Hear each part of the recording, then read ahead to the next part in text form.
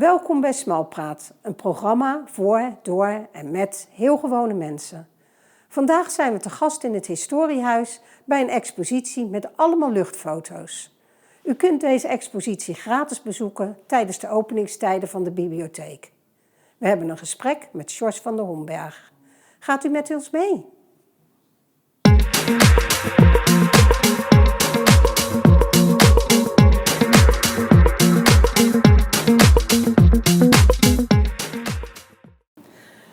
Sjors, we staan hier bij de nieuwe tentoonstelling Top-Down 2 eeuwen Roermond in beeld. Wat voor tentoonstelling is dit? Dit is een tentoonstelling aan de hand van luchtfoto's. Ik heb door middel van 4 thema's de geschiedenis van Roermond in de afgelopen 2 eeuwen in beeld gebracht. En vanuit de lucht zie je natuurlijk heel veel dingen die je niet ziet als je op de grond staat. En welke 4 thema's zijn het? Een stad die boven haar gewicht bokst. Dat gaat er echt over de afgelopen 20, 30 jaar dat Roermond zich heel ontwikkeld heeft naar een stad van shopping en leisure. Een stad in tijden van rampspoed, met name focus op de Tweede Wereldoorlog en de watersnoodramp van de jaren 90. Een stad van religieuze architectuur, want vandaag de dag zie je natuurlijk heel veel kerken, kapellen en kloosters in Roermond. Dat herinnert aan het religieuze verleden. En een stad in ontwikkeling, want met name de skyline van de stad is de afgelopen 20 jaar gigantisch veranderd, doordat men enorm veel de hoogte in is gegaan. Dus op basis van die 4 thema's krijg je eigenlijk een goed beeld hoe Roermond zich de afgelopen 2 eeuwen ontwikkeld heeft. Ja, klinkt heel interessant. We gaan dadelijk ook samen kijken. Ik loop nog even naar het colofon. Want dan zie ik staan, redactie Sjors van der Homberg en Boy van den Homberg. Ja, dat klopt. Wie zijn dat? Nou ja, Boy van den is mijn vader. Die heeft de redactie gedaan op de teksten. Die had ik zelf geschreven, maar dan moest natuurlijk iemand ze nakijken. En ja, mijn vader is grammaticaal heel erg goed, dus ik heb hem gevraagd om die teksten na te lopen. Het scheelt natuurlijk ook behoorlijk in de kosten, zoals je kunt begrijpen. Dus het is een soort van familieproductie geworden in die zin. Ja, verder zie ik dat er gedichten zijn van Elisa Verkoelen en Lena Klaassen. Hoe heb jij deze 2 dames gevonden? Via een contactpersoon die ik kende heb ik dus gevraagd van, goh, ken jij misschien dichteressen hier uit Roermond of de omgeving die mij zouden kunnen helpen aan gedichten? Want als je zo'n tentoonstelling maakt, dan krijg je vaak hele droge objectteksten. En ik wilde daar natuurlijk iets van lucht in krijgen en iets van emotie. Dus ik dacht, ik ga de verschillende thema's verbinden aan de hand van gedichten. En die 2 dames heb ik weten te vinden via een contactpersoon. Die hebben mij heel goed geholpen, want het zijn prachtige gedichten geworden.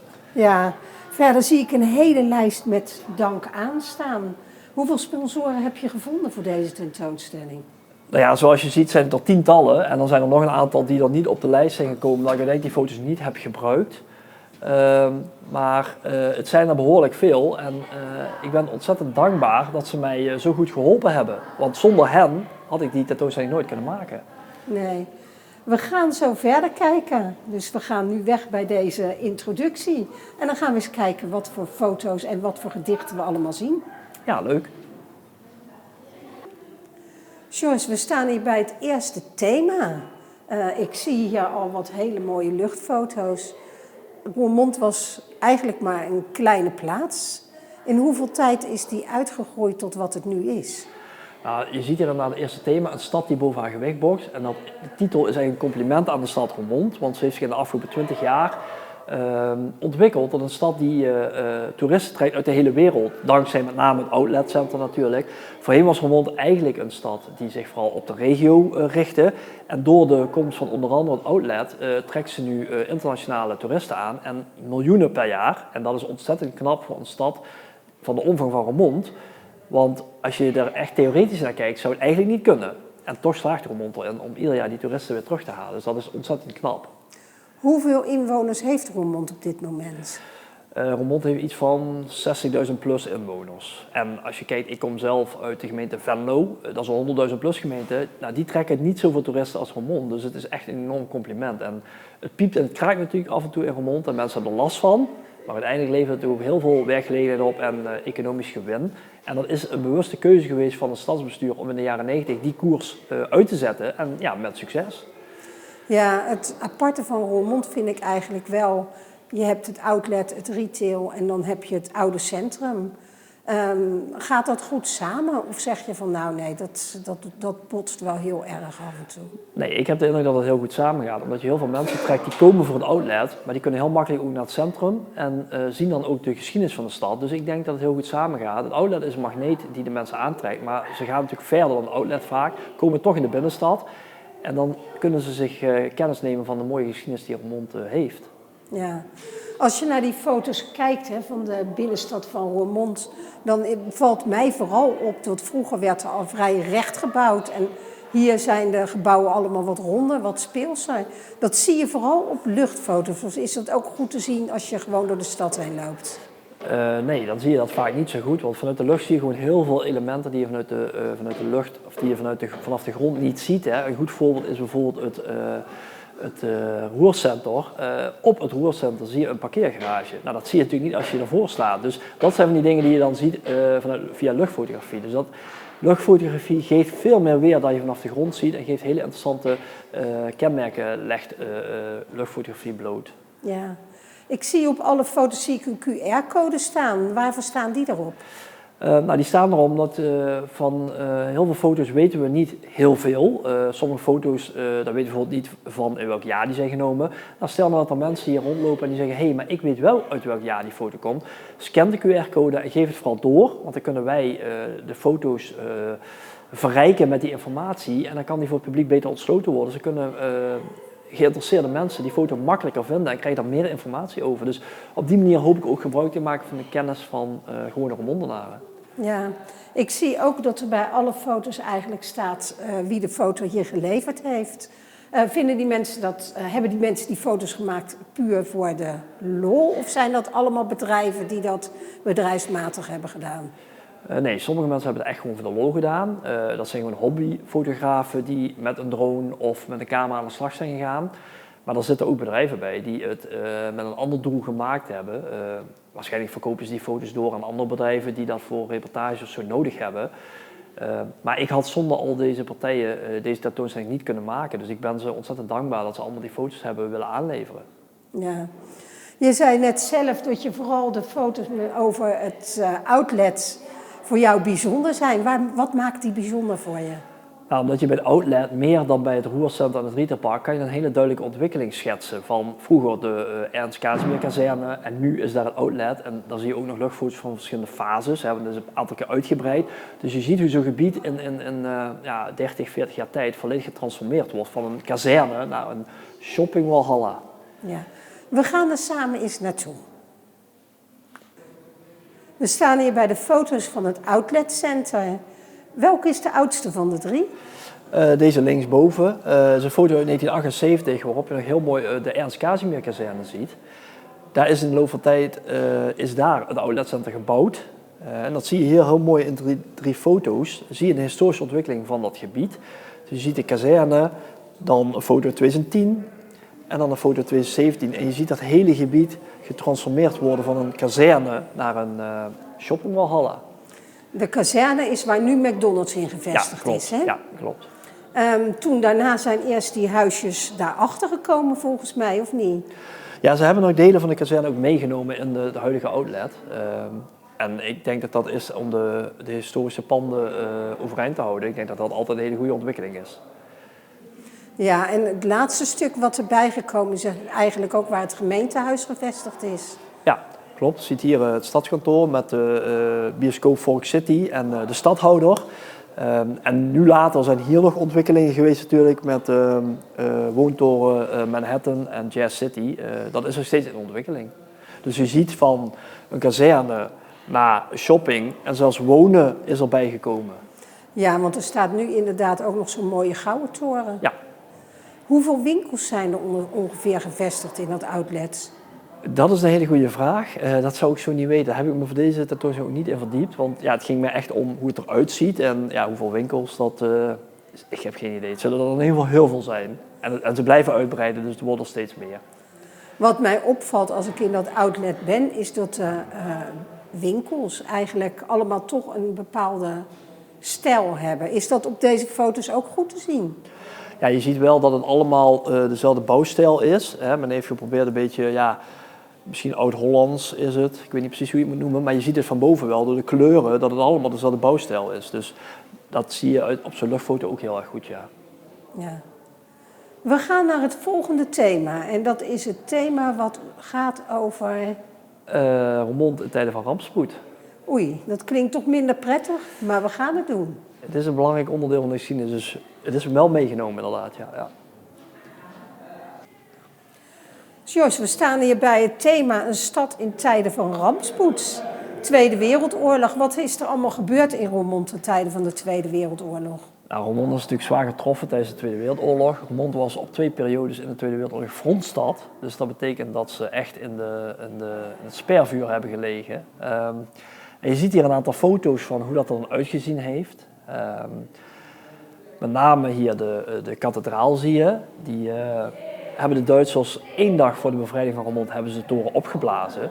En daar zie je hier dus het resultaat van. En vanuit de lucht zie je dus heel goed wat er dan gebeurt als een enorme toren opgeblazen wordt. Hoeveel destructie dat met zich meebrengt. Ja. Als we dan verder gaan, dan zie ik nog iets in de omgeving van Roermond.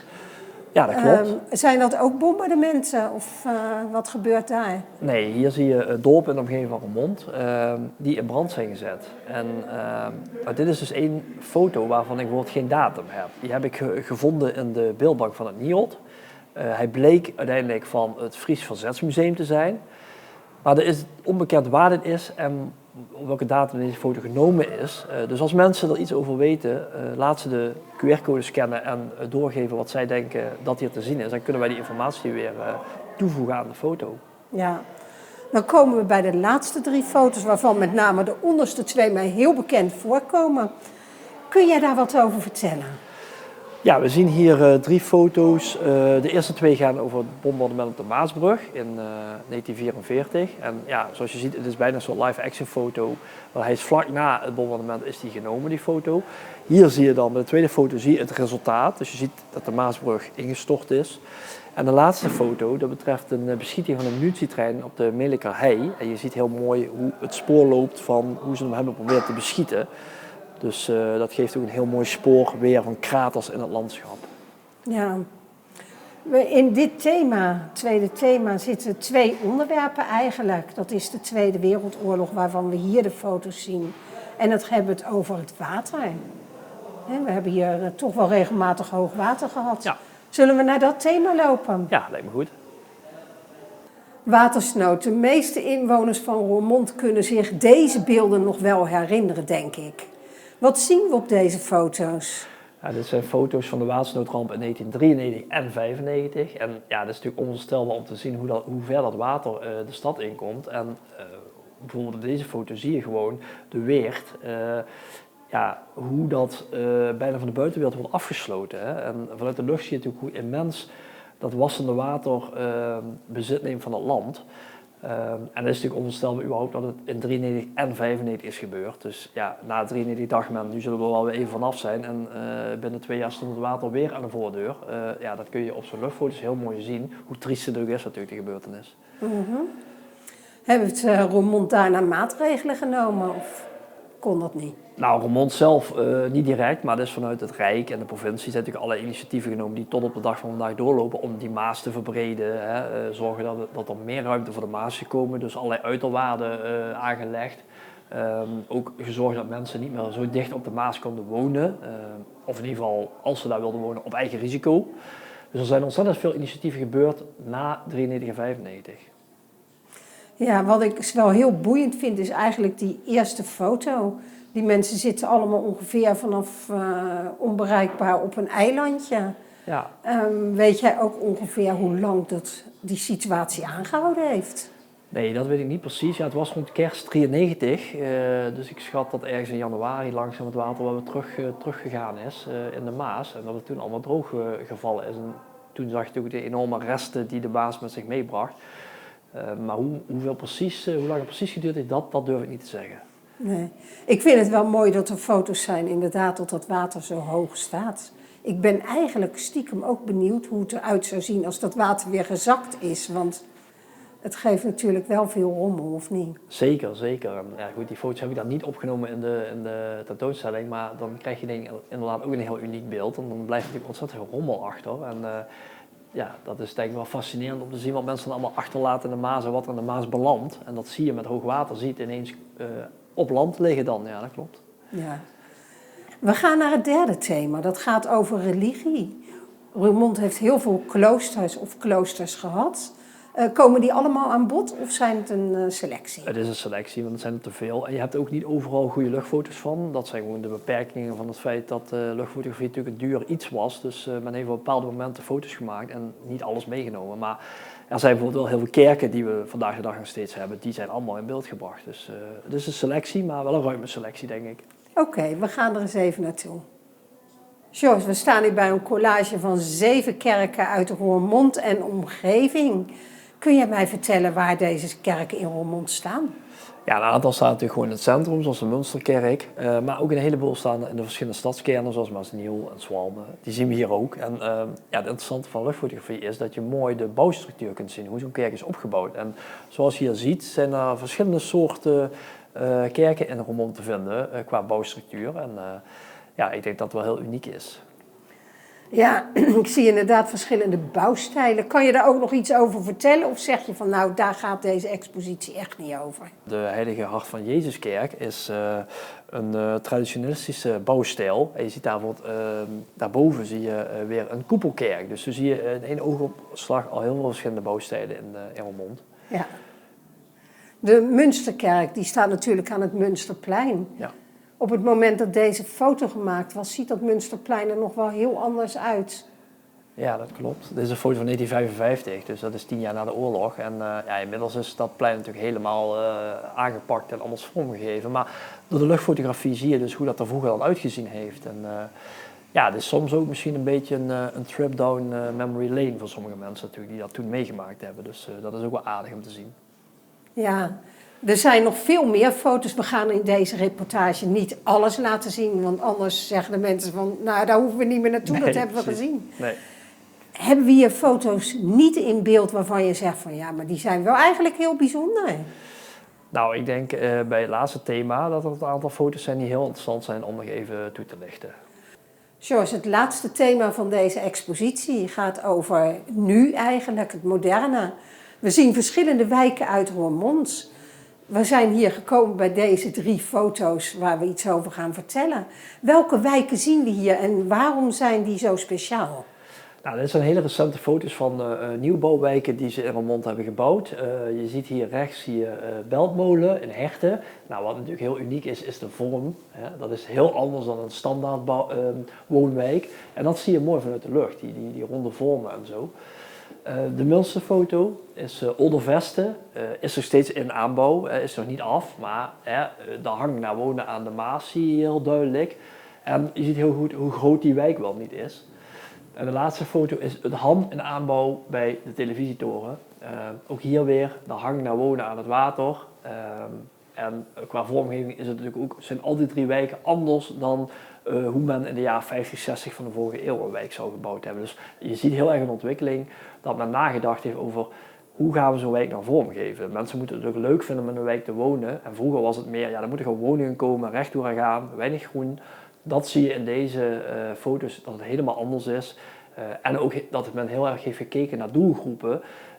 Want je zult zien met sommige wijken, dat is natuurlijk niet voor iedereen betaalbaar. En ja, men is heel erg na gaan denken over welke doelgroepen kunnen wij aanspreken door op deze plekken te gaan bouwen. Ja, nou je hebt inderdaad, daar, vooral de middelste, die huizen ken ik allemaal redelijk, omdat ik wel eens langs fiets. Dat zijn niet voor de gemiddelde Nederlander betaalbare huizen. Worden er naast dit soort wijken ook nog wel gewone woonwijken gebouwd in Roermond? Ja, zeker. Er wordt natuurlijk ook gewoon sociale huurbouw en zo moet ook gebouwd worden. Hè? Want er zijn heel veel mensen die daar vraag naar hebben, dus dat wordt ook gebouwd. Maar dat wordt dan natuurlijk niet zo groots en creatief opgezet als deze wijken. Want ja, dat kan alleen als er natuurlijk ook een bepaald bedrag tegenover staat. Dus het financiële plaatje bepaalt natuurlijk heel erg vaak ook hoe een wijk eruit ziet. Ja, in de middelfoto zie ik nog heel veel groen. Blijft dat groen of gaat dat nog dichtgebouwd worden? Nee, in principe moet dat allemaal dichtgebouwd gaan worden. Maar ja, de wijk is nog in ontwikkeling. Dus in principe is het zo dat het vooral naar de Maas toe wordt gebouwd en dat het goed dichtgebouwd wordt. Want ja, hoe meer woningen je kunt bouwen, hoe meer je er natuurlijk ook aan kunt verdienen als projectontwikkelaar. Ja. We hebben het in het begin van deze opname gehad over de gedichten. Ik zou het heel fijn vinden als je een van de gedichten die hier gepubliceerd worden voor wil dragen voor onze kijkers. Zou je dat willen doen? Ja hoor, zeker, geen probleem. Voorzichtig scheid je het licht op je handpalm. Op iedere lijn leg je een andere kleur. Die van je haar, het landschap, de grensgebieden. Maar wat als? Maar hoe dan? Ik leg mijn hoofd te rusten op je schouder. De ruimte tussen onze ademhaling rekt zich op. Als we onze handen naar elkaar reiken, kunnen we het bijna aanraken. Achter mij ziet u de bewegende beelden van Roermond. Deze zijn gefilmd met een drone en dus geen luchtfoto, maar wel onderdeel van deze tentoonstelling. George van der Homberg heeft deze tentoonstelling samengesteld en heeft ons meegenomen langs alle luchtfoto's die hier hangen. Wij hopen dat u genoten heeft en dat u een bezoek gaat brengen in het Historiehuis in Roermond. Bedankt voor het kijken en tot een volgende keer.